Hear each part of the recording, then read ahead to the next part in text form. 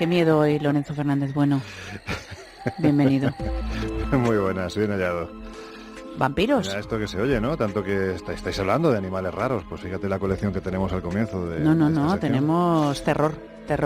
¿Dónde nos vamos? ¿Dónde nos llevas hoy? Pues nos vamos a Polonia. A mí Polonia es un país que me gusta mucho porque además, cara a la arqueología más práctica, la arqueología de Piqueta, los que están allí, ¿no? Directamente excavando a pie de terreno, la verdad es que encontrar este tipo de tumbas de vampiros, es algo muy goloso, pero no por el hecho morboso, sino porque te desvela muchos enigmas del pasado, nos transporta como si fuera una especie de cápsula del tiempo, precisamente a eso, a un tiempo del que tenemos muy pocos datos. Sabemos perfectamente, gracias a esas tumbas, pues la dieta que tenía esa gente, que no era precisamente sangre, o por ejemplo, pues las supersticiones, las epidemias que se pudieron producir, porque quizás la imagen que tenemos es un poco torticera, ¿no?, del fenómeno del vampirismo. Es muy cinematográfica. El vampirismo no tiene nada que ver con ese noble de larga capa, de pelo engominado, no. Eso es la visión que nos ha dado el cine a partir de los años 20, 30 del pasado siglo, ¿no?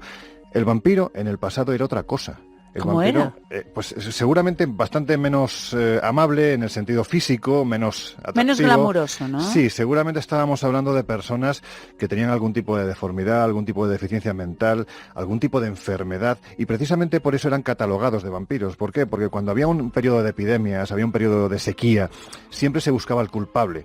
Entonces, la ciencia no explicaba que si había una sequía, pues era porque había un periodo de tiempo en el que esto era más o menos habitual, cada 4 o 5 años. No, entonces se pensaba en una causa más religiosa, ¿no? Y evidentemente ahí entraba la maldición. ¿Y la maldición siempre la provocaba quién? Pues el diferente, claro, el que era diferente al resto. Y esas personas entonces eran purificadas. La purificación se desarrollaba evidentemente mediante una serie de protocolos de actuación y mediante un tipo de entierros muy determinados, ¿no? Por eso, para que os hagáis una idea, para que veáis que los eliminaban. Claro. Bueno, claro, lo he dicho claro, muy contundente, claro, no es que sí, esté de acuerdo. Exacto, en la época. Claro, en la época, evidentemente. Entonces se consideraba que ellos eran los causantes y se les mataba directamente. Pero además es que no se les podía matar de cualquier forma. Había que hacerlo, ¿cómo era? Con un determinado tipo de ritual, de protocolo. De hecho, a la hora de enterrar el cuerpo no se podía enterrar de cualquier forma. Tú tenías que coger, pues por ejemplo, ¿no? Lo primero era incrustar una piedra importante en la mandíbula del supuesto vampiro para evitar que el espíritu maligno que poseía ese cadáver en un momento determinado no hiciera pues lo que tenía que hacer, que era introducirse en ese cuerpo y que se despertara y que siguiera extendiendo las epidemias y matando a los vivos, ¿no? Por eso se le colocaba el ladrillo, para evitar que si ese espíritu maligno estaba fuera no volviera a entrar, y si estaba dentro que no pudiera salir.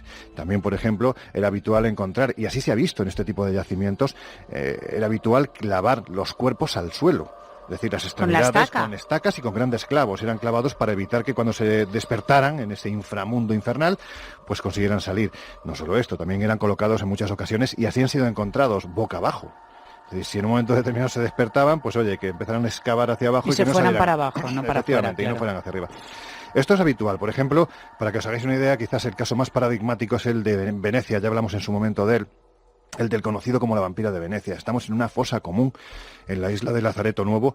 Prácticamente 1.500 cadáveres son los que se encuentran. De la época de la peste, estamos en el siglo XVI, más o menos 1535, 1540.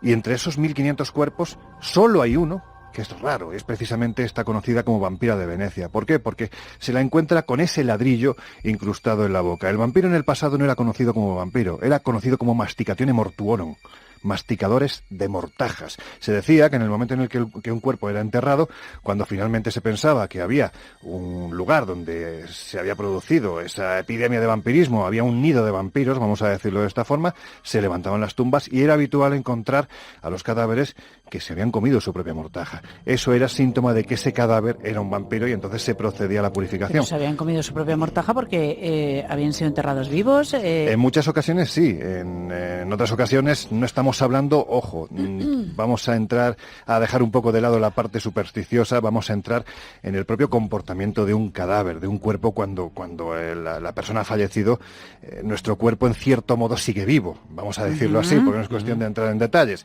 El cuerpo está lleno de elementos que siguen vivos, sí, ¿no? Entonces eso puede provocar que en un momento determinado, pues esas mortajas que se les colocaba, pues se introduzcan en la boca y que parezca que han sido masticadas. Esto tiene una explicación pura puramente médica, puramente física.